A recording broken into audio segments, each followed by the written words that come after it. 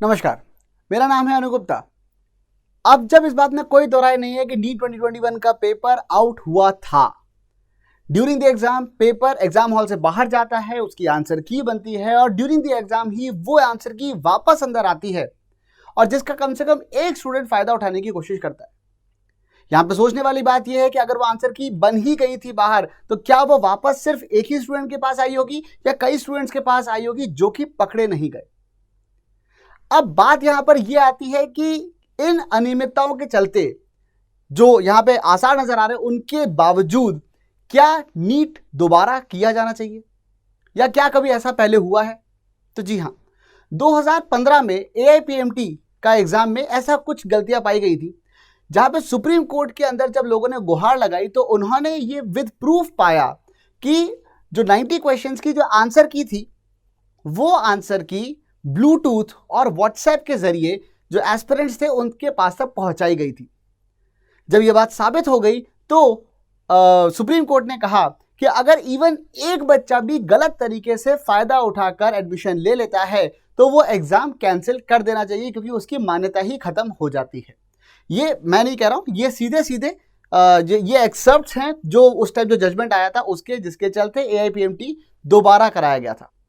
इसमें और भी बहुत सारी बातें हैं, जैसे कि उसमें यह भी कहा गया है कि सुप्रीम कोर्ट जानते हैं कि बहुत सारे लोगों ने बहुत मेहनत करी है, इस बात में कोई शक नहीं है, लेकिन कुछ लोगों के वेस्टेड इंटरेस्ट के चलते उन्होंने जो कुछ गड़बड़ करी है उसकी वजह से इस एग्जाम को कैंसिल करना पड़ेगा। दिक्कत यह है कि NTA जो है वो इस साल नीट 2021 को कैंसिल करने के बिल्कुल भी फेवर में नहीं है। हालांकि वो ये तो कह रहे हैं कि जो भी दोषी होंगे उनको सख्त से सख्त सजा देंगे, लेकिन वो फेवर में नहीं है। सवाल है क्यों?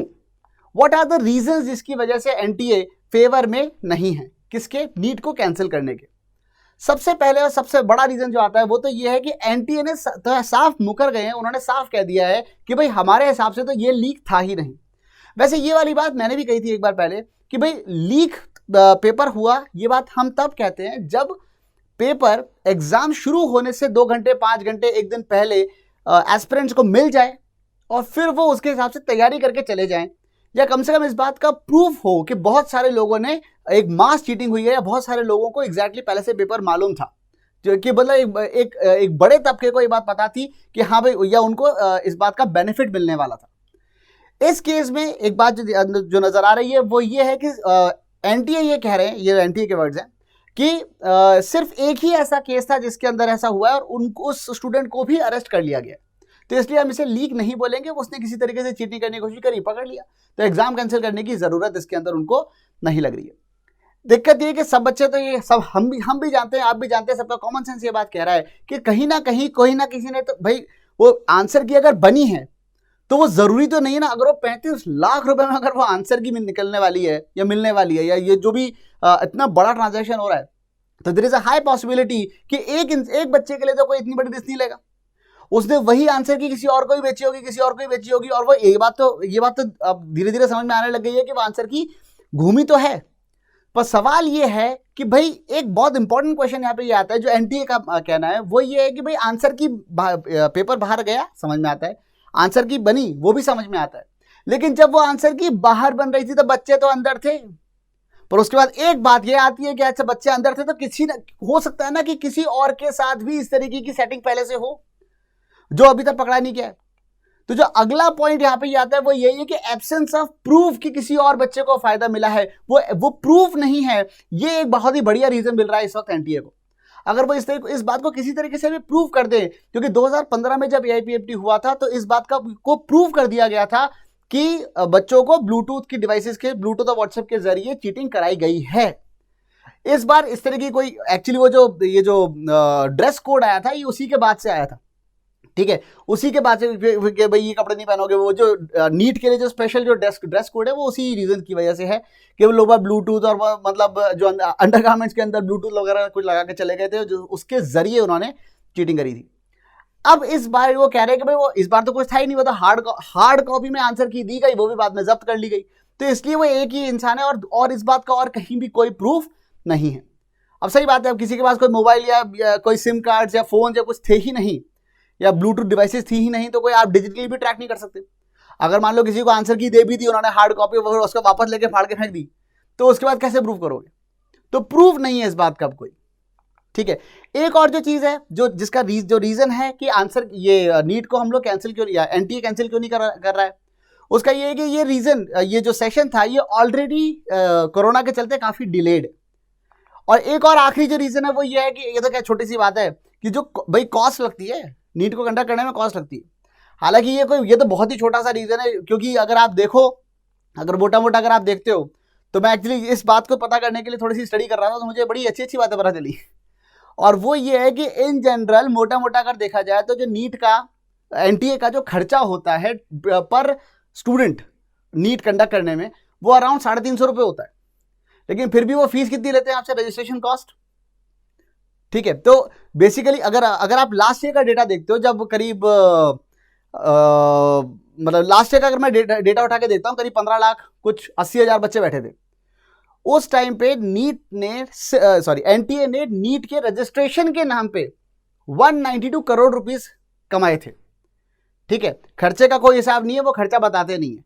हालांकि अगर 2011 में देखा जाए, 2017 में नीट हुआ था, तब थोड़ा सा उस टाइम का थोड़ा सा डेटा अवेलेबल है। वो ये है कि 40 करोड़ रुपए खर्च हुए थे, 11 लाख बच्चों ने एग्जाम दिया था। डिवाइड करते हो तो 351 रुपए आता है।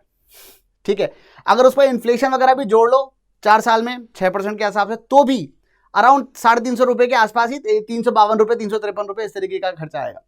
तो पॉइंट ये है कि अगर इस हिसाब से इन्फ्लेशन वगैरह को जोड़ते हुए, खर्चे को जोड़ते हुए आज की तारीख में देखें, जब 11 लाख बच्चे थे तो 40 करोड़ रुपए खर्च हुए थे, आज 16 लाख बच्चों ने एग्जाम दिया है, तो करीब 57 से 60 करोड़ रुपए से खर्चा हुआ होगा। और जिसमें कि ओरिजिनल जो इन्होंने लास्ट ईयर जो कमाया था वही 192 करोड़ के आसपास था। ठीक है, लास्ट ईयर 15 लाख 80,000 बच्चे थे, इस बार 16 लाख 16,000 बच्चे, तो थोड़े से ज्यादा बच्चे हैं, तो वो कोई खास बात नहीं। तो पैसा तो है, पैसे की दिक्कत नहीं है। तो ये आखिरी वाला पॉइंट तो सिर्फ ये है कि भाई खर्चा हो जाएगा हमारा। हालांकि ये बात अलग है कि एनटीए अपने आप को नॉन प्रॉफिट ऑर्गेनाइजेशन बताते हैं, तो पता नहीं प्रॉफिट कहाँ ले जाते हैं। चलिए खैर, अब सवाल ये आता है कि सर अब हम क्या करें? तो भाई देखो, ऐसा है। सबसे पहली बात तो ये है कि 2 बातें आप कर सकते हो। अगर आप वाकई चाहते हो कि भाई नहीं, मुझे तो मतलब बिल्कुल कूद पड़ना है, ठीक है, अगर ये काम एग्जाम से पहले हो रहा होता तो डेफिनेटली मैंने कहा होता है कि यार जिसको जो करना है, धरनेबाजी करनी, जिसको करना है करते उसको करने दो, तुम अपनी पढ़ाई पे ध्यान दो, तुम्हारा एग्जाम आ रहा है। और पहले भी मैं 2 साल से यही कहता आ रहा हूँ कि भाई वो पहले सब चल रहे थे ना आंदोलन, यही करो, और वो कोरोना के चक्कर में नीट की डेट अनाउंस नहीं हो रही है, ये नहीं हो रहा है। तो जब भी कोई कहता था कि सर मैं ट्वीट कर देंगे, हम ये कर देंगे, तो मैं हमेशा ये कहता था कि भाई पढ़ाई कर ले। ठीक है, करने वाले करते रहेंगे और वो करते रह जाएंगे। तुझे डॉक्टर बनना है, तू पढ़ाई कर। ठीक है, और मैं अभी भी वही कहूंगा। लेकिन अगर ये आपका लास्ट चांस था और अब आपके पास कुछ नहीं बचा करने को, हालांकि ऐसा कभी नहीं होता, it's always a matter of choice, लेकिन फिर भी अगर आपको ऐसा लगता है तो जो कर सकते हैं वो ये है कि तो भाई सोशल मीडिया तो है ही सही। ठीक है, सोशल मीडिया पे हल्ले मचाओ। ठीक है, ट्विटर ट्वीट करो। ठीक है, और अभी कई सारे हैशटैग चल रहे हैं, हैशटैग ऑपरेशन नीट, री नीट करो, और ऐसे कई सारे हैशटैग चल रहे हैं, तो वो करते रहो ट्वीट बैठे बैठे। ठीक है, वैसे एक बात है, जब तक सुप्रीम कोर्ट से गुहार नहीं लगाई जाएगी तब तक कुछ नहीं होगा। तो वहां पे पिटीशन अगर आप डालोगे तभी कोई अच्छा इंसान, कोई 2-4 लोग, क्योंकि 2015 में भी मुझे पता चला 3 लोगों ने पिटीशन डाली थी, तब जाके सुप्रीम कोर्ट ने इस बात को कंसिडर किया था कि हाँ भाई क्या हुआ बताओ। तो सुप्रीम कोर्ट बैठे बैठे कुछ नहीं करेगा, कानून तो अंधा होता है ना, आप जाओगे उनसे आके बोलोगे तब जाके कुछ होएगा, नहीं तो सुप्रीम कोर्ट अपने आप क्यों इंटरवीन करेगा भाई। ठीक है, अच्छा, अगर आपका स्कोर अच्छा नहीं आया है, देखो ये सारी बातें सिर्फ तभी है, जिसका स्कोर अच्छा आ रहा है उसको कोई मतलब नहीं, वो तो अंदर से मना रहा है भाई दोबारा ना हो जाए, पता नहीं दोबारा इतने नंबर आएंगे कि नहीं आएंगे। ठीक है, लेकिन जिन लोगों का अच्छा नहीं हुआ है, क्योंकि एक्चुअली क्या है कि मैं इस नीट से इतना ज्यादा इन्वॉल्व क्यों हूं, क्योंकि ये मेरे साथ ऐसे बच्चे हैं जिनको मैंने अब जब आज से 1.5 साल पहले पढ़ाना शुरू किया था, तो उनके 720 में से 110 120 मार्क्स आ रहे थे। और during this course of time जब वो मैं उनको लगातार ट्रेन करता रहा, और वो मेरे साथ, उन्होंने बहुत मेहनत करी यार बच्चों ने, और उन बच्चों ने पढ़ाई करते करते अभी बाय द लास्ट जो स्कोर्स थे, या जो लास्ट जो टेस्ट थे, वहां टेस्ट में उनके मॉक टेस्ट में उनके 650 670 ऐसे मार्क्स आने शुरू हो गए थे। तो मुझे ऐसा लगता है कि अगर, और वो बच्चे अगर अभी मान लो कि किसी वजह से भी मतलब मान लो 610 620 मार्क्स भी अगर उनके आ रहे हैं, तो कहीं ऐसा नहीं हो कि जिस बच्चे ने इतनी ज्यादा मेहनत करी है, मतलब why I feel connected with these students is, मैंने देखा है कि कितनी ज्यादा मेहनत करी है, और इतनी मेहनत करने के बाद भी अगर वो 610 पे आ गया और मान लो कि किसी वो बॉर्डर लाइन सिचुएशन पे उसके गवर्नमेंट कॉलेज की मेडिकल एमबीबीएस की सीट अगर छूट गई क्योंकि किसी के पास पैसा ज्यादा था, तो वो मुझे बिल्कुल भी कहीं चुभेगा, बहुत बुरा लगेगा। इसीलिए मैं चाहता हूं कि यार कुछ हो, ठीक है, कुछ अच्छा हो। बट एनीवेज जो होगा वो तो खैर तब जब देखा जाएगा समय के साथ साथ।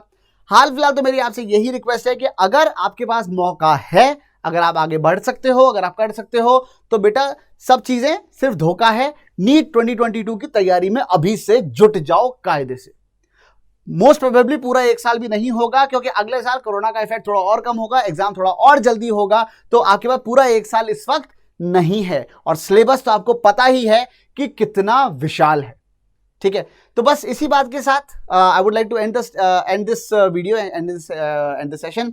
और भरपूर उम्मीद मुझे इस बात की है कि आप लोग जो भी लोग लड़ रहे हैं वो ठीक है, लेकिन बाकी लोग जिनके पास जो लड़ नहीं रहे हैं, बस मजे ले रहे हैं, सारे वीडियो देखो, ये भी देखो, वो भी देखो, न्यूज में क्या चल रहा है, जिसको जो करना है करो। किसी को वहां भूख हड़ताल नहीं करनी है जाके कि तुम 24 घंटे वहां बैठे रहोगे। ट्वीट करना है करो और फिर उसके बाद पढ़ो, पढ़ाई मत छोड़ो, कोशिश मत छोड़ो, ठीक है। And keep doing your best, keep growing. Thank you, God bless.